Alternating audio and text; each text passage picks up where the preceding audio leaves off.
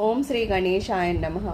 प्रणम्य शिवसादेवं गौरीपुत्रं विनायकं भक्तावासं स्मरे नित्यम् आयुष्कामार्थसिद्धये।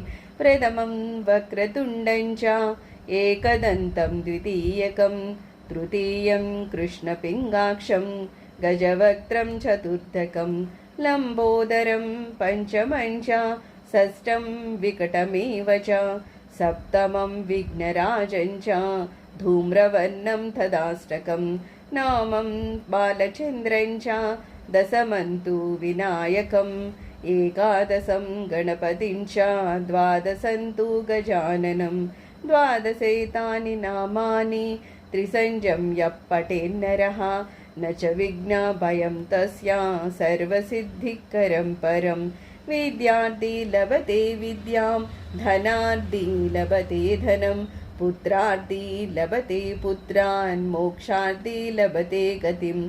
जपेत् गणपतिस्तोत्रं षड्भिर्मासैः फलं लभेत् संवत्सरेण सिद्धिं च लभते नात्र संशयः। अष्टानां ब्रह्मणानां च लिखित्वा समर्पयेत् तस्य विद्या भवेत् सर्वा गणेशस्य प्रसादतः।